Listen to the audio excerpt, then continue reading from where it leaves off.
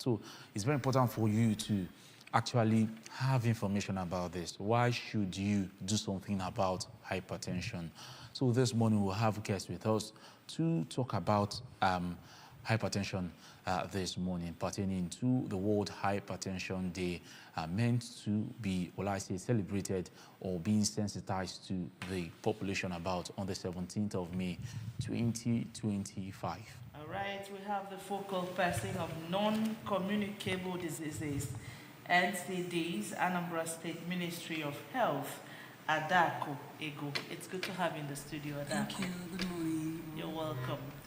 We also have the honor to welcome Medical Doctor, Anambra State Ministry of Health, Dr. Nonye Ezonye Jako. It's so good to have you, Nonye. You're welcome. That's my namesake. All right. Now, when we talk about hypertension, Nonye, let me begin with you. What is it all about?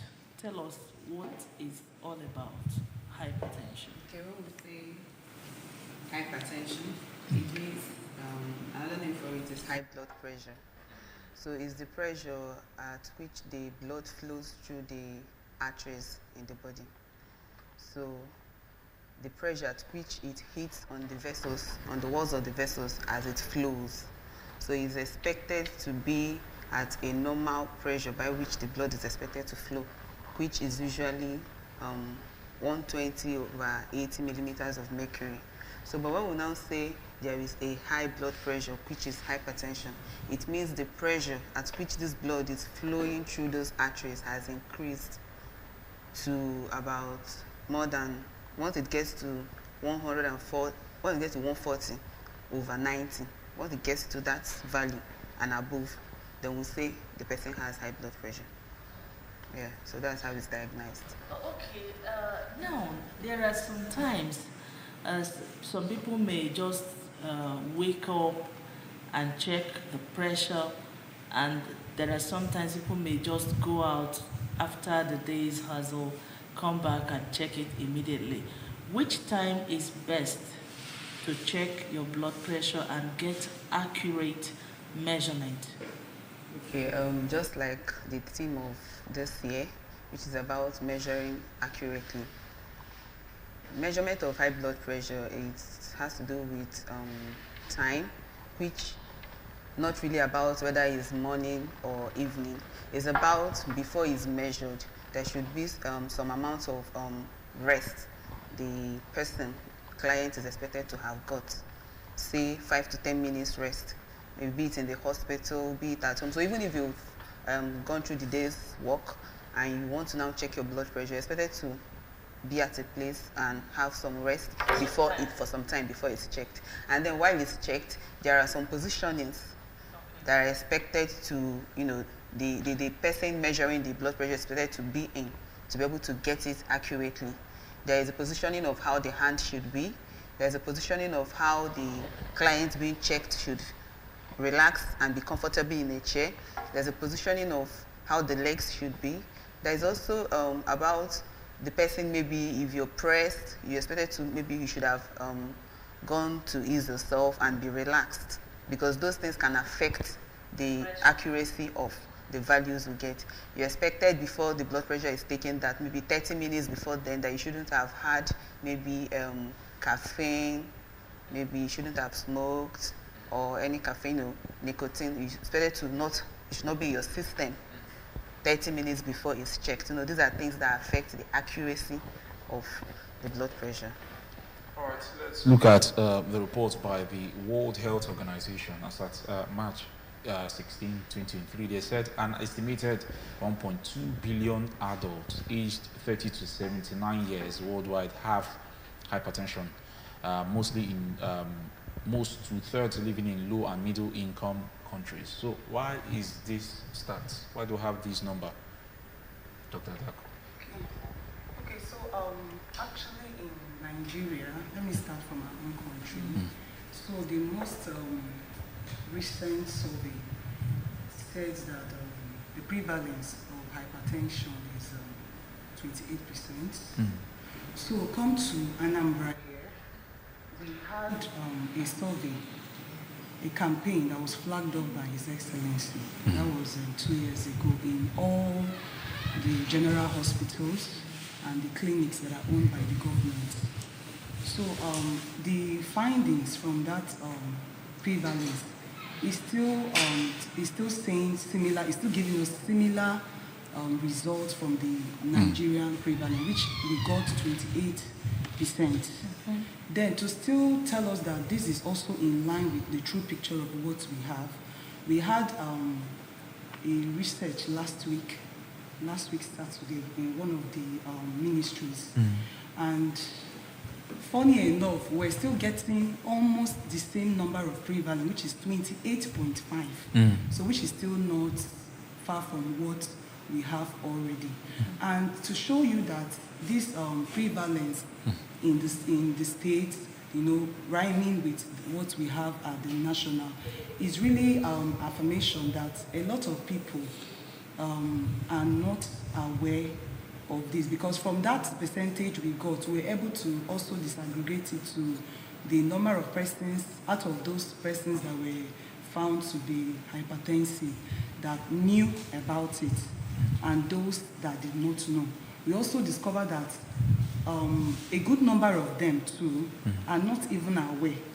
So which means if we do not provide such an avenue for them to get screened, they are living with this condition and they are not aware of it. Okay, now Nego, I would like you to add to what you just said. What actually causes hypertension, and how can people get to know that they have it? Okay, so actually there is no symptoms for hypertension. There is no symptom, that's just it. So for you to know that you have it, you must be checked. You must present yourself to be checked. And also for you to prevent it, there are so many factors that can... Before we get to prevention, let's understand what causes it. Okay, what causes it? Okay, so there are so many factors. We have lifestyle, we have modifiable risk factors. Okay. So the modifiable risk factors are those factors that you have control over. So these are, some of them are your lifestyle, excessive alcohol intake, tobacco intake, then not being active, lack of exercise, then even being overweight can also cause it. Then high intake of salt can also cause it, and so many other factors. Not eating healthy vegetables and fruits can also make you to have it. Then we also have the non-modifiable risk factors, which genetics and age.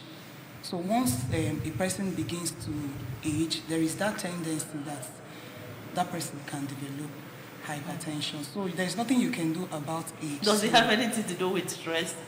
It doesn't. Somehow it doesn't. Okay. Yes. But once you know that that person is already aging, and also genetics, once you know you have it in your blood lineage, there is still that possibility that you may have it in future. Okay. So all you need to do is to pay attention to your body. Health, to your body, yes, and monitor your status. Yeah. According to reports, there are certain risk factors for hypertension, talking about cardiovascular diseases, coronary heart disease and stroke, and chronic kidney disease and other, even heart failure and all that. So what's the connection between these? This. So these are the I'll call it the complications when your blood pressure is not managed properly, when you do not gain control. So there's what we call, just like the theme says, measure your blood pressure accurately. So starting from knowing your blood pressure, when you know your blood pressure and you're able to control it, then you can live longer. So if you're not able to know that you have this blood pressure and you're living in that ignorance, and probably you have stayed with it for a long time, there is that tendency that it can cause damages in your systems, which can lead to some of those complications like heart failure and stroke. Nobody just comes out and develops stroke or heart failure. You know, there is always the tendency that that person has been living with that condition unknown to them over the years, which now leads to those complications. So we don't even want to get to that stage of someone having complications. So that is why there is need for awareness. All right, I think at this point, let's look at the management of hypertension, because in this part of the world, you can't pass 3 people without 2 having been hypertensive. You know, what ways do you think people can manage it? Because knowing that there are so many people already living with hypertension, how can they manage it so that the theme says measure correctly, you know, to live longer, you know, there's control it and live longer. So how best can people learn to manage their situation? Okay, thank you. So just like she said, the management starts with getting checked to know if you have. So now you found out that you are hypertensive. The next step is considering the risk factors. You've now seen that you're hypertensive probably by genetics or by lifestyle. So you used to modify the lifestyle. For example, you have an issue with obesity, weight control. That's a way to manage it. Your lifestyle, you take a lot of alcohol. You have to reduce your alcohol intake. You smoke, because the nicotine in the cigarette affects the vessels. You have to stop smoking. You don't eat well, balanced diet. You have to watch that, do more of fruits and vegetables. You don't exercise.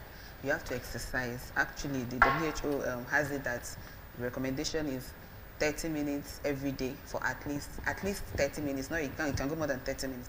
At least 30 minutes every day for at least 3 times in a week. Should you want to do 15 minutes, at least 15 minutes every day, then it has to be at least 6 times in a week. So exercise is not until you have to register for a gym and start going to the gym. It's something you can do, you know, in your environment. The easiest thing is to maybe walk, brisk walking. Walk for like 15 minutes every day, and it has a lot of effect on reducing the blood pressure. So, but reducing salt intake too. Reducing salt intake.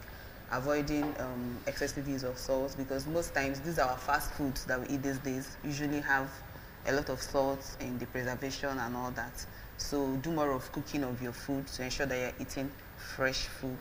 Then when, depending on the diagnosis and the level of the high blood pressure, it could also be controlled and managed with the use of medications.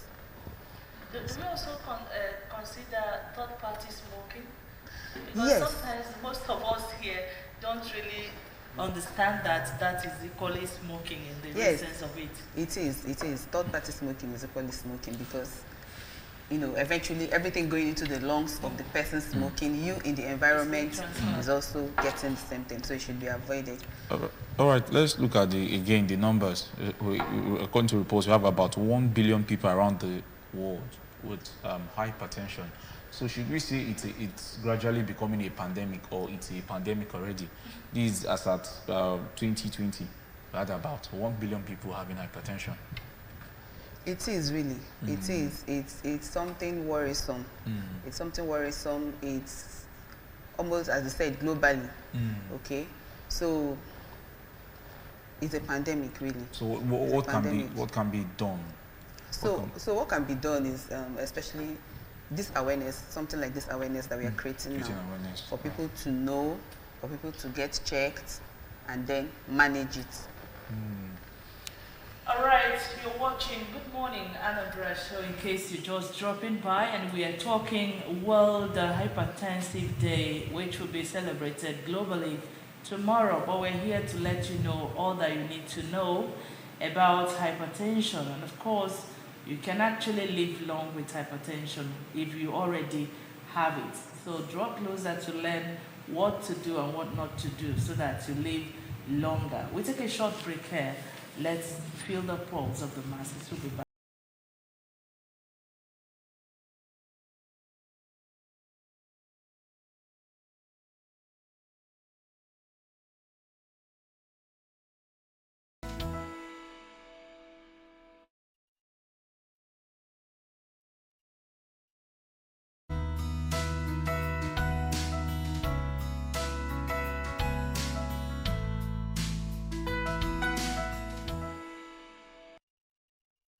There, we don't have any vox pop, but we encourage you to drop your comment on our Facebook page, ask any question, because we have professionals in the studio here to answer your question before we leave here. All right, talking about hypertension, is it preventable? Can we prevent hypertension? Okay, yes. Just like she said, in the risk factors, there are modifiable and non-modifiable risk factors. So if for the non-modifiable risk factors, for example, is not in your genetics, okay, it can actually be prevented, whereby you're careful with the modifiable risk factors. You ensure you do exercises, you don't smoke, you're careful with your alcohol intake and all of that, especially as a younger person, especially as a younger person. So with that, you can eventually prevent it when you start aging, because most times things we do while you're younger, it shows up while our age increases, and hypertension has been seen to be associated with increase in age. So if as a young person in primary schools, secondary schools, begin to teach, about being careful with their health and lifestyle from catching them that very young, eventually they will be able to prevent such things like hypertension in their adulthood and later years. All right, Eko, in this part of the world, there are some conditions that you will mention and people may think is a death sentence. I don't know what you can tell our people concerning such statement, especially as it concerns hypertension, because I know that there are people that you see. In fact, I've interviewed a woman that lived with hypertension for 40-something years. She died at 85, actually, and not as a result of hypertension, I believe, but as a result of old age. But there are some people that, that will have hypertension today, and tomorrow will start talking another thing. What actually do you think is the reason? Okay, so actually we had an similar experience last 2 weeks here at the State Secretariat. So this young man was screened for hypertension, and his reading was actually high. So when he was informed that you need to go back to the hospital and confirm, because you don't confirm at just a reading. So the young man said, God forbid, it's not my portion. Religiosity. So I told him, no one is saying it's your portion, and it's nobody's portion. But it's just good that you were able to you had this opportunity, and you got to know. Probably you don't even have time to go to the hospitals, and this opportunity has provided itself. All you need to do is to go back and see your doctor for a confirmation, and when that is done, you will be placed under medication. We call it your routine medication, which is not harmful. You will live your normal life and live as long as. So it's not like a death sentence that once you are told you have hypertension, then you are dying the next minute. So it's something that can be managed. So there is no reason for anyone to be maybe scared or in quotes or afraid that they have hypertension. I have an experience of a lady in one of the secondary school. I won't mention the name, in this Oka here. My neighbor informed me last week that she had stroke. This is a young lady. She's not married. She's a young person. And she has always complained to my neighbor. My neighbor is the mother to one of his people. So she said she's always having headache and complaining of some issues. So my neighbor asked her in several occasions at the past, like, do you know your blood pressure? Do you check your blood? She said no, that she doesn't have any business with high blood pressure, that she is a young person. So my neighbor now took time to educate her that she had hers when she had her second child. And she was still young then. But she was diagnosed with hypertension and she has been living with it since then till now, and she's fine. So being a young person doesn't mean that there is no probability of you having hypertension. Just go and check. And she said she has reminded her on several occasions, twice or 3 times, to go and check her. She never did. But now she's down with stroke. So the cost of managing this condition and the cost of preventing it, which one is better? Oh, okay, before we go on, there's this hypertension in pregnancy, and sometimes I've had people that were diagnosed hypertension in pregnancy, and after that they said some people, their own may end with child delivery, but there are some people that their own will continue. Unfortunately my niece was one of them, that after giving birth the thing continued. So what can you tell us concerning that? Okay, so in hypertension, there are types of hypertension. There is what we call the primary hypertension, the secondary hypertension, the hypertension in pregnancy. There's also white coat hypertension. These are types of hypertension. So in primary hypertension is whereby there is no cause for it, which is kind of what we have been talking about all this while. There is no cause for it, but maybe with increase in age, it starts to manifest. Then there is secondary hypertension, whereby a young person, maybe or even an adult, already has, or rather, it has a cause. The hypertension has a cause, which is usually maybe problems from the kidney, or problems from the hormones and all that. So usually when we see young people and their blood pressure is high, or young adults and the blood pressure is high, we usually want to go further to check their kidneys and then start treatment on their kidneys and all that. So when we come to hypertension in pregnancy, this is whereby the person is all right, but by virtue of just being pregnant, You call it pregnancy induced, yes. Okay. So just as the name is, the pregnancy is what induces the hypertension. So usually, some people, while they are pregnant, they have it. It's expected that the person should be managed by a specialist, because it's a condition that can lead to death of the woman or even the death of the child in the womb. So it's a very serious condition, hypertension in pregnancy. That's why when pregnant women go for antenatal, they're usually checked, their urine is checked anytime they come, because we want to check if there is a protein, which gives an indication that something may be going wrong. So some other people, after pregnancy, it continues. That's how they continue for life to live with hypertension. Some other people, after pregnancy, that's the end of the hypertension. Then there is the white coat hypertension I talked about, which is whereby somebody is fine, but by virtue of maybe being in the hospital, seeing a health worker with a white coat, and suddenly is anxious and there is a high blood pressure. So these are forms of it. All right, let's look at the influence of religious, will I say, leaders, because a few days ago, because we were just talking about salt, intake of salt, high intake of salt being to hypertension. And you also narrated someone who was, God forbidding, the fact that he had hypertension already. So what influence does religious leaders have, and what role do they have to play? Considering the fact that here in Nigeria we take religion really very serious, and we take our religious leaders really very serious. Once a pastor, sometimes we are willing to take what a pastor or a priest says more seriously than what a doctor says. What role do they really have to play in making sure that people, So this year's World Hypertension Day is all about sensitization. So it's not something one person can do. The government cannot do it all. Everybody and every individual has a role But when it comes to the religious person, seriously, they have a greater influence on our people, just like you said.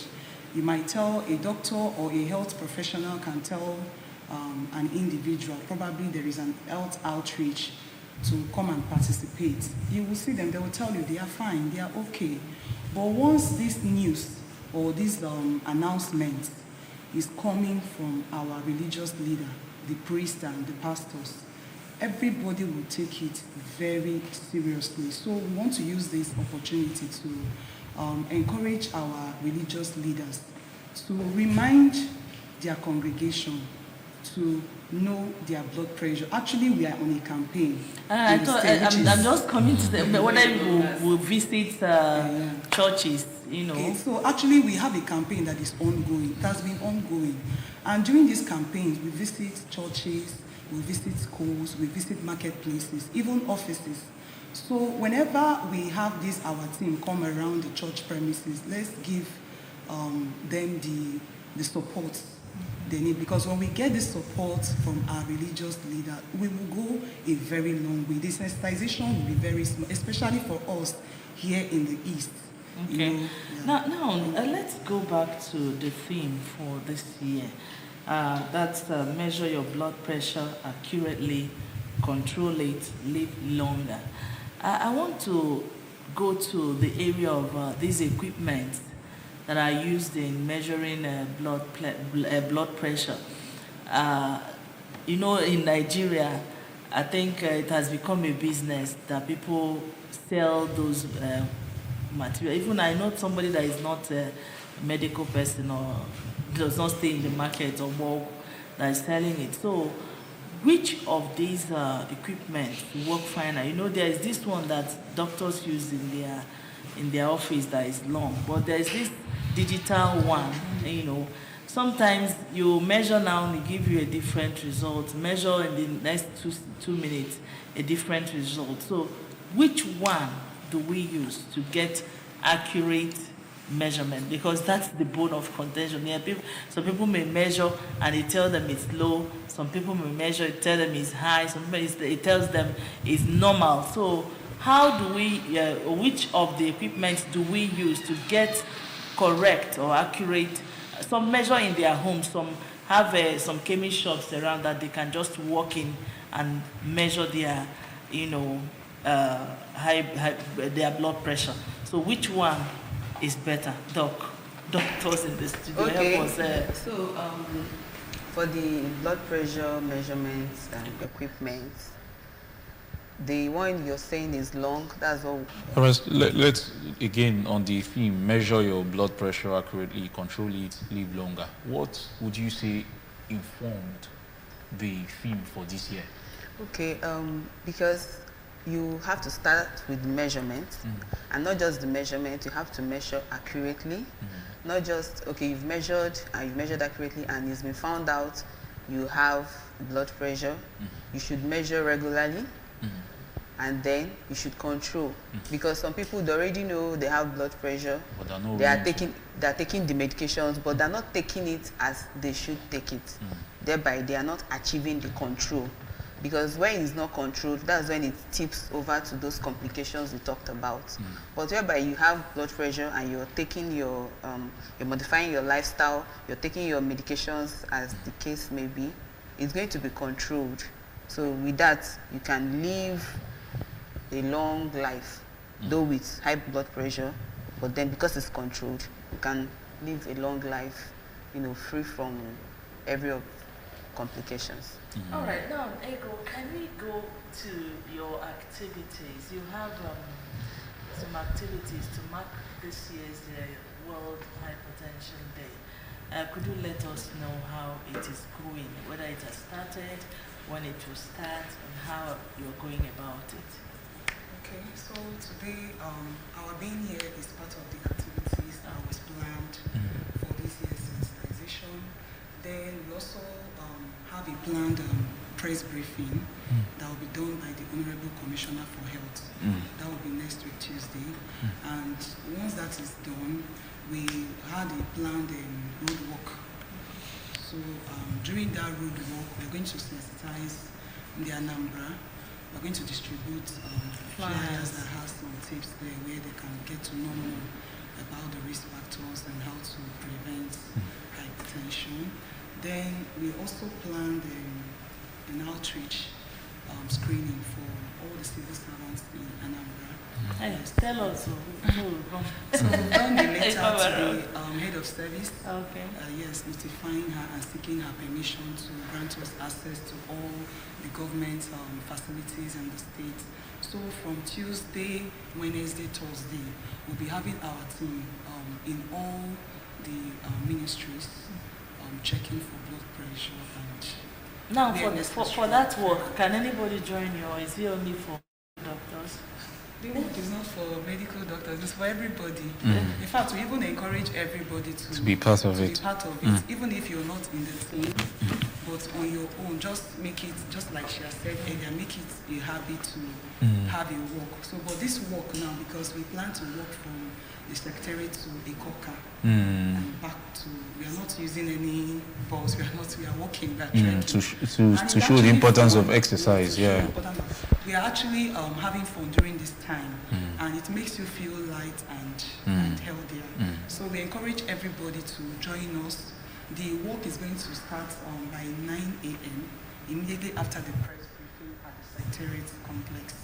On Okay, Tuesday Nonya, next do you week. have any plans of going to churches, mosques, schools? you know, Okay. Religious centers. Yes, even schools to talk about high blood pressure. Yeah, just as you said, it's part of the plan. So once it's been flagged off on the Tuesday, we take it up from there. No, we are not done, because this high blood pressure, there's no family you go into that you will not see one person that has high blood pressure. I would want you to, send a strong message out there, whether high blood pressure is is it a killer disease? Okay, let us know, is it a silent killer or it just kills you immediately? How does it kill? Because they know how now we're all going to die someday, but let us understand. Something must kill a man, not or women. if we don't, there are some things you have said we should do, to live longer. What happens when we don't do those things? What happens to us? Okay, just as we just said now, hypertension is also called a silent killer. Just as the name is, silent killer. So, so when you're not checking, when you've never checked, or you've checked and you have it and you're not taking it seriously, you're not modifying your lifestyle and doing all the things we talked about. So it's going to be there will be some changes that will be occurring in your body. And as she said, it may not give you any symptom. You may appear to be fine. Some other people, if you're lucky, it may probably give you some headache. It may give you some bleeding, unnecessary maybe bleeding from the nose, that could make you go to the hospital and then be found out that you have hypertension. But those people are lucky when they have symptoms. But some other people may not even have any That's symptom. majority doesn't Yes, have. some other people may not have any symptom, and what just happens is just heart attack. It just and happens. It just happens. Okay, let's look at the relationship between high blood pressure and low blood pressure. Because I actually had low blood pressure a few years ago. I think that was after a heartbreak. So what's the connection between both of them? Which is worse? Low blood pressure, high blood pressure. Okay, the normal blood pressure is supposed to be 120/80, as I said. So, be it high or low, it's a problem. So, just as you said, you had a heartbreak and then you were shown to have low blood pressure. I didn't know. I thought it was malaria. What may have happened is at that point, you probably were not, your intakes, probably food, water, were not as it should be. So usually when someone is dehydrated, which is your body is lacking water, it's usually present with low blood pressure. And then what happens is that you probably start feeling dizzy. You probably start feeling fainting or even faint, tending towards shock. Yeah. However, when people are pregnant, usually their blood pressure, it seems low. but it's normal. That is what it should be in pregnancy, because at that point they're sharing, with the baby in the womb. But for someone that is not pregnant, low blood pressure can tip the person into being dizzy, lightheadedness, fainting, and even shock. That's why when people, at times you see people are being given drip, what we call drip. We've probably checked and we've seen that we are probably not even able, at times may not even be able to get the blood pressure. It's so low that you're not, so usually that's when you now put a drip for the person. And drip is like water. Your aim then is to bring it up. You want to bring, because it's when the blood pressure is up, that's when the blood can be able to flow through the body and supply the important organs. So if the blood pressure is so low, it means that the blood is not moving as it should move. And if it's not moving as it should move, it can't be able to give oxygen, which is expected that the blood carries to the vital organs in the body.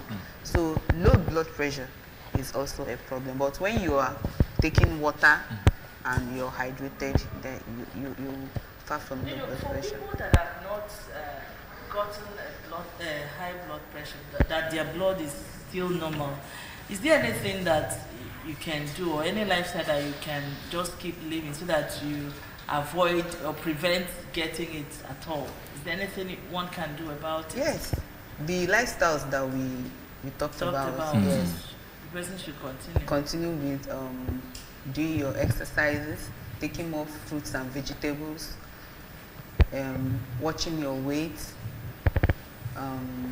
avoiding the excessive alcohol, avoiding smoking, be it first-hand or second-hand smoking, all those. With that, you're going to be able to prevent it. All right, we've really talked so much this morning about World Hypertension Day, and just like the professionals we have in the studio, they've said that we can live with it and live long, beautiful life even with hypertension, but you have to do some work, by ensuring that you do what you ought to do to live right so that you live longer. Would like to thank you so much on behalf of the producer and of course all the morning crew of Good Morning Anambra. We thank you so much for being here. Dr. Nonye Ezonye-Jako, thank you so much for your time this morning. And thank you so much, Adako Ego, for coming. Thank you, on ma'am. the show. Thank you. We appreciate your presence this morning. And that's just how we are going to wrap up the show for this morning. We'd like to thank you all for watching. My name is Nonya Wokoye. My name is Obinna Ikechukwu.